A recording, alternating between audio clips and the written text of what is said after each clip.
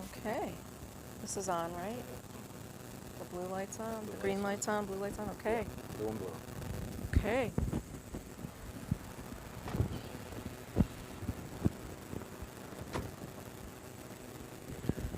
Okay, everybody. Well, welcome back to Culper Spy Day Part 2. We're sorry for that long delay as we had to recharge the phone. And we also visited a few other sites that I'll be posting some pictures about. Most interestingly, the grave of the great Culper himself, Abraham Woodhull, and the church where he is buried. But for now, we are at the Mr. Talmadge. Jane house. The original property, the original house dates as 1730. It belonged to, William Jane the Tory. Big Bill the Tory. And we're about to go meet Big Bill the Tory. Let's go. It's a lovely little house.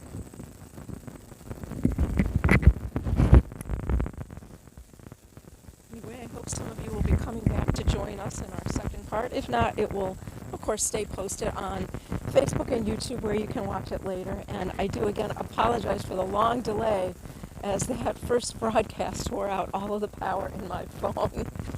And we had to recharge it. I know some of you will say I should have carried a secondary battery or a battery pack, and you are correct, and I will do that the next time. Get that solar, it's called Patriot.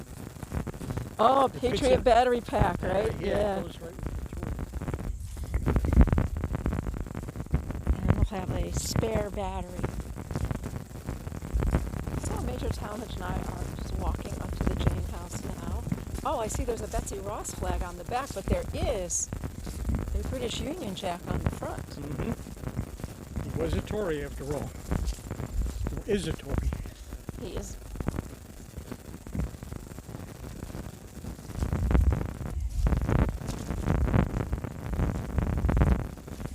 How you doing? Hi. How you doing? You guys are going to be at the fair next week in Longwood? Good, I'll see you there. Yes, Oh, definitely. that sounds great. You go in the back or the front? There's a tour happening right now. Okay. And then you want to see Big Bill? Yeah. Yes. I want her to see. She's going to put him live on Facebook. We're live streaming on my show. Can Big Bill go live on Facebook? He can. Okay. So yeah, let him wrap up right now. He'll finish with the tour, and then you can see him. All You right. can look around the grounds. Thank you, guys. Front? Yeah. Thank you.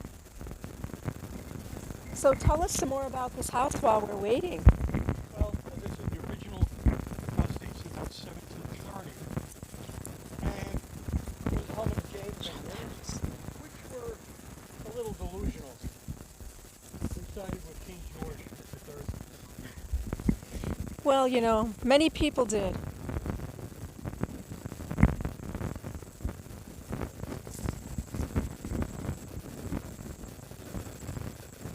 It's quite warm out here today for a September day. I'm a bit surprised. I think everyone has taken quite a few. Okay. Oh, I can hold. Oh, that's right. Can you do both? Mr. Q is taking pictures and holding the camera for the live stream.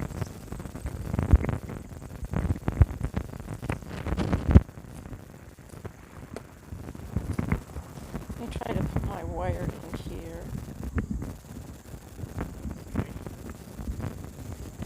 Here we go. You should see Mr. Q deftly handling Take a couple. the gimbal and someone's camera here. Mr. Q is becoming quite the cameraman.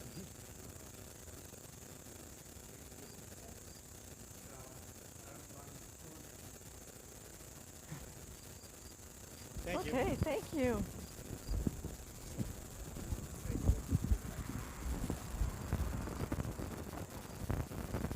So we'll wait for the next tour. So- Maybe it would be a little cooler inside in the shade. So we are waiting for the current tour that's going through the building to finish. And I just want to tell you guys that this has been really great out here today. So I really recommend next year you come out for Culper Spy Day. I haven't even seen all of it. There's so much going on. There's so much to see out here in Setauket. You can always contact my friend Margot at Tri Spy Tours, and she'll take you on a tour of all the important sites out here. Most of them I saw today, but some I didn't even get a chance to see myself because we've just been so busy and there is so much to see out here. So I encourage you to come out to Setauket, Long Island and see all these great sites associated with the Culper Spy Ring and with our nation's history, our colonial period, the Revolutionary War, and learn all about how a group of people living under British occupation worked so hard to help General Washington in his ultimate victory over the Crown. Absolutely, Mrs. Q. They were ordinary citizens. They were ordinary people from Setauket doing extraordinary things, and they really did. They risked their lives to help General Washington win our independence. Right. If any of them had been captured, they would have been, publicly executed as a warning to their friends and family. Absolutely. Right. To not engage in such activities. Mr. Q has asked me to ask you if you can all hear me all right. So if you cannot hear me, let us know in the comments. Yes, you can hear me? Okay, great. Thank you. We had to charge all of our bits of electronic gear here, so just hoping that it's all working properly. But of course, if you don't hear me, let me know. So at that time, the British had no sympathies for people working against them, right? Even if you were a woman, if you were, a young person, they would have just executed you right on your property, left your body there so that people could see it as a warning to others to not follow down that path and not defy them. They were quite brutal and even considered the people here who were loyal to them to be people that they occupied, right? They didn't even consider them to be English like them. They occupied their houses also. They tore down their fences for firewood. They took their cattle. They destroyed their property. Oh, and the story you just told that we didn't have a chance to live stream because of our battery problems about the gravestones being used to bake bread. Absolutely. Gravestones from the church. And I will be posting pictures. We did visit the church that belonged to Benjamin Talmadge's father, Reverend Benjamin Talmadge Sr., that was used for the British soldiers at the time. So we visited that graveyard and we visited the church too, and I'll post some pictures and video about that later as we couldn't do it live. And that is also where we saw Abraham Woodhull's grave. Would you like to wait in the shade or maybe... Let's move over in the shade. Do you know how much long... Oh, can we wait in the house? Can we look around in the house a little bit before we meet Big Bill the Tory? Oh, I left my mask in the car. Let's see if we need it.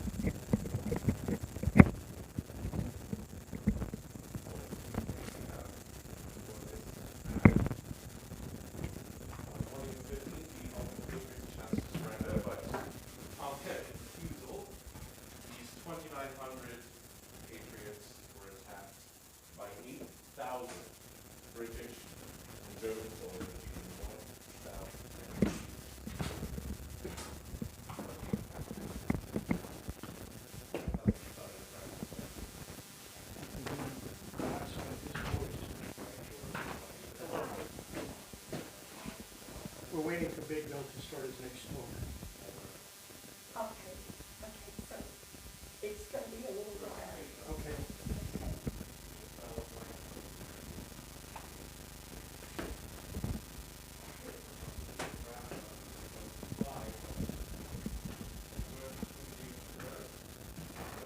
Now, when Howard Sherwood restored this house between 1908 and 1948, he believed in living with antiques. He was even ahead of Rockefeller, who did Williamsburg. And this paneling here around the fireplace came from an old tavern in Bridgehampton. Just take it down a notch because we can hear it.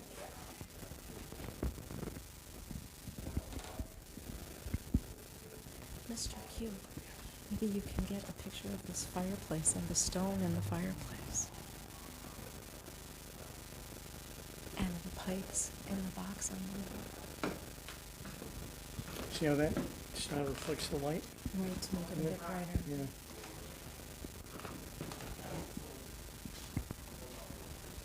And we have, a portable desk, of course. Where you carry all of your writing implements. with you as you traveled, so that while you're traveling, you could still write letters to your friends and family.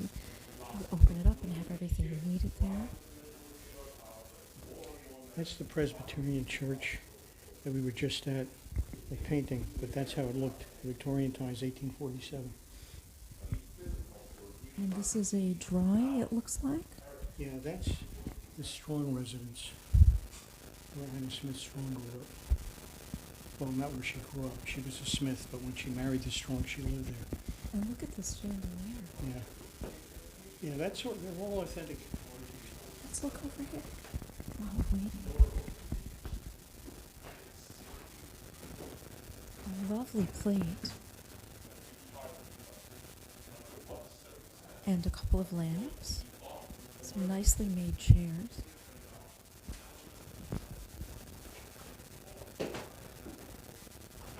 And a desk. I used to have tours here back in the 70s and early 80s. I'm speaking quietly to not disturb the tour that's in the next room, but I'm hoping you're getting a good look at the furniture in here and how this is a very nicely furnished house for the time period. Do you like to sit?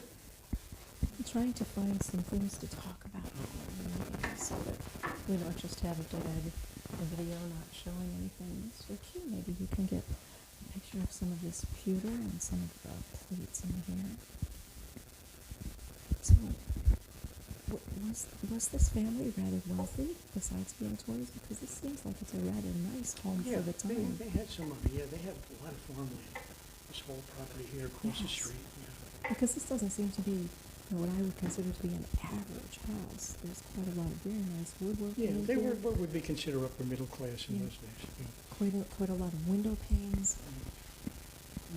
And a number of rooms, not just, an eating and living room and a It's not a bedroom, but typical there are Long three. Island farmhouse. Typical Long Island farmhouse in this time, 1730, was basically two downstairs rooms. Right. Okay, you right, had a hall and a parlor. Right. Usually the hall was on the left as you walked in, the parlor was on the right. And everything got done in the hall. It was a multi-purpose room. It was a Right, kitchen, guests everything. would sleep there, everything. The parlor was just for privacy for the parents if they wanted to have children, you know. Right, right. And, yeah. Right, so this appears to have, multiple rooms here. It's very nice. And a clock. We have a nice old clock here. Wow. That's nice.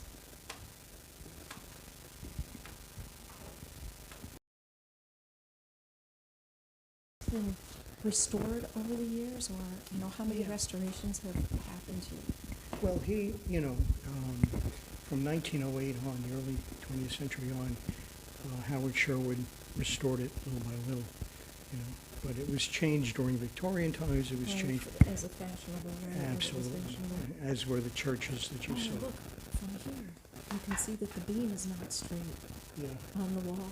You can see that it slopes from the upper left to the lower right, so. Well, years ago, in the 1970s, this ceiling wasn't here. You could see the original summer beam, which was a massive beam.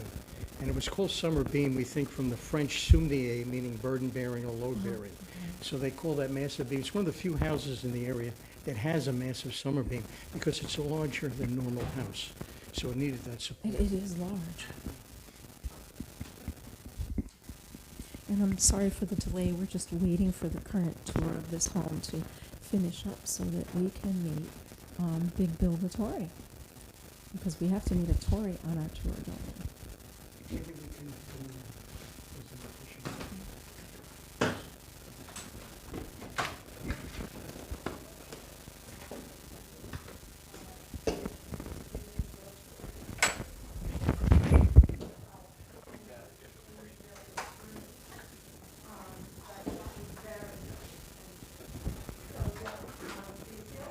So here we have the cooking fireplace for the home. And an oven in the side for baking. And the various hooks hanging in the middle for hanging pots over the fire. You can see the hooks. And a couple of stands for warming things.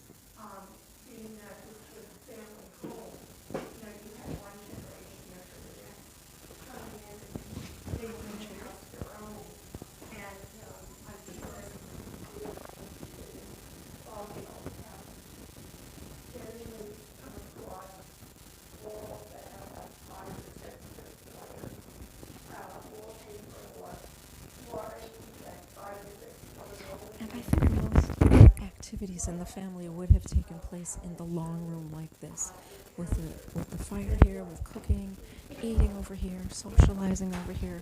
People, of course, also sat by the fire for warmth and for family time. So this, I think, would have been the main room used in the home. Oh, well, let's go meet Big Bill Latore.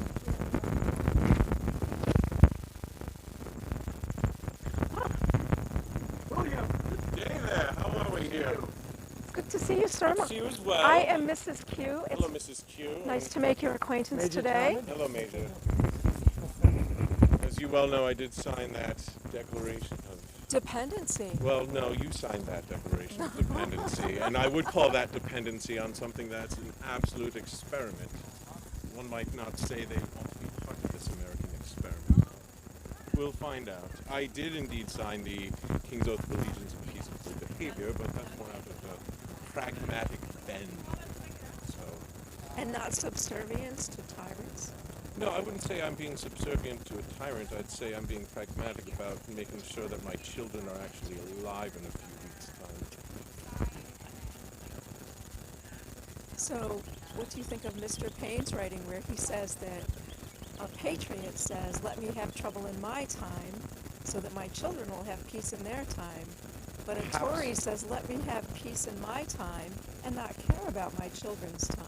Well, perhaps my children are alive right now, and perhaps if I were a younger man, I'm not entirely sure where I would reside on this matter, but as we all know, this situation is between families at the moment, and we have neighbors that are patriots, we have neighbors that are loyalists, and as I said, I consider myself more of a pragmatist. And how would you say your town is divided? Is it about half and half, or how do you find it? Well, as I would imagine, I do believe about 3/4 of us have signed the Oath of Allegiance. Have you? Behavior. 3/4 of Long Island. So, I would say I'm in the majority. Though I think it's impossible to tell, as people's word seems to be of depreciating value these days. Is it? So, should you sign a declaration, I do indeed wonder how many people would follow it. So, perhaps we might even venture a guess to wonder how long this Declaration of Independence will keep these colonies together.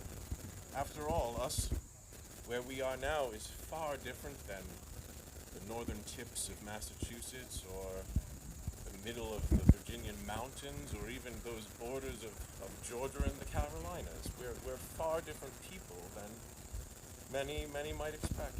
Indeed, we are. And I wonder how you are being treated by the King's men while they are here. Do you feel they've been just with you?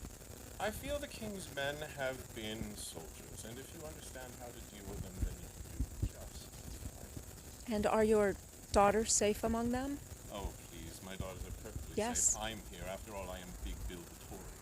You are, as I am from the city of New York, and when I'm sorry about that. yes, and I when find it far more easy to breathe out here. indeed it is. You're quite correct about that. And when General Howe arrived at first on Staten Island with his men, there was, shall we say, quite a number of inappropriate attacks on the young ladies of Staten Island. But perhaps that is just the quality of men that General Howe brought with him in the summer of 1776. Perhaps that's the quality of men, or perhaps I have not seen that side of them here. You have not? I have not here. But We, of course, also had Hessians. Should anything occur, obviously, my first charge is my family. And Beyond anything else. who may I ask, who is your commander here? Who's my commander? Yes, here? who is the commander of forces here in your town? In Who's my town here right now? Yes. The commander of the forces? It seems to shift. does it? Have they just been moving in and out as they have been relocated for Yes, strategic reasons? They seem to be a fickle lot, these English commanders. Really? And do you feel that they are receptive to your needs or your... I find that should they be provided with drink and food in their bellies, that they leave me well enough alone. So I think probably they are soldiers of all kinds. I think we can say that about General Washington's soldiers as well. Because, I don't know if you're aware out here, but when General Washington's soldiers first came into New York City, we had problems with his soldiers. I had a neighbor whose cellar they broke into and broke open a wine cask and began stealing all of the wine. And Major General Israel Putnam had to come out and discipline the men for acting so badly among the people they supposedly were here to defend. So perhaps soldiers are just soldiers. I believe soldiers are just soldiers. I also will fully admit that this war has split my family apart. I have cousins in Pennsylvania that are fighting for the rebellion. You I have. Lost my cousin William, who shares my name, lost two of his sons in the Battle of Fort Washington. Oh my goodness. So I have lost family to the side that I have currently and most likely permanently signed my oath to side with, but I have lost family to them. And I am very sorry to hear that, as that seems to be the truth throughout this land, that many people have gone through this. Friends of mine who are sisters, who are married to gentlemen now, fighting on opposite sides and wondering if they will ever see each other again as sisters. Fathers and sons, I'm sure you know the story of Mr. Benjamin Franklin and his son, the Royal Governor of New Jersey, and how terribly that has turned out. So I think we are all suffering from a little bit of that and the sorrow and pain. I think many people maybe don't understand that it wasn't as evil on one side and good on the other side, as families were mixed about this. Some mothers were upset at the side their sons and husbands chose. The world is painted in shades of gray. And it is. Thank you so much for speaking me today, Thank you sir. for speaking with me today. Yes. Well, Sincerely I appreciate do it. believe it's important for people to know the Tory point of view as well, because our amazingly people are watching us many years in the future, and the way that they've learned about our time, they often don't learn the accuracy of the Tory experience, and seem to believe that every Tory was some sort of monstrous, evil, murderer, I but would that say certainly isn't the truth. I would say we're either painted as cowards or demons. And Exactly. Neither is farther from, they're both farther from as far as you get. I think that you are typically of a Tory at that time period, doing what you believe is best for yourself and your family and the future of your family, even though it may not be what people in the future think. Correct. Yes. I will say that I am close enough, and I believe my personality is large enough in this community that I do believe that we'll be quite all right regardless of the outcome of this war. Have you heard that there are those among you who may have signed the oath to the king, who may be spying and working for General Washington? Have you heard rumors of that? I've heard minor little rumblings that, as I said, man's word is not entirely as dependable as it might once have been. Especially if there is some payment involved, Indeed, perhaps? if they're coined like solution lips, I would say. And what do you expect that the English would do, the soldiers would do, if they did indeed find proof that someone did spy among you and share information with General Washington and his men? What would be the punishment for a person for that? I believe that law for treason would be death. Would be death. Would that be true if it was a lady also? I believe that would be up to the local magistrates. I think that would be true That too. would likely be true too. So a very, very dangerous and frightening thing to do. Yes. Well, wonderful meeting you. I'm as Mrs. Q. Thank you so much for sharing your Thank time you, with Mrs. me. Q. I'm Big Bill, and it is wonderful to meet you. Thank you, Big Bill. I wish the best for your side and the best for my side, and in time we will see how it works out. Absolutely. Good day. Thank you, sir. So that was Big Bill the Tory, and I hope you guys enjoyed that. I sure did. He was incredible. Thank everybody here for having him come out to speak to us today. And I think that we are finished with our Culper Spy Day here in Setauket. I'm going to go check out a few more things, but I will be in touch with all of you over social media with some additional video and pictures we took, and also some other plans I have for coming out to Setauket and taking some other tours and participating in some other activities that I will live stream, or perhaps there will be tickets for sale for, and you might like to come out and join us. So again, thank you very much for joining Culper Spy Day. Thank you from me. Thank you from Major Talmadge, Art Billadello, and of course thank you from Margot Arceri of Tri-Spy Tours, and thanks to everyone for inviting me. So thank you all very much. Have a great weekend.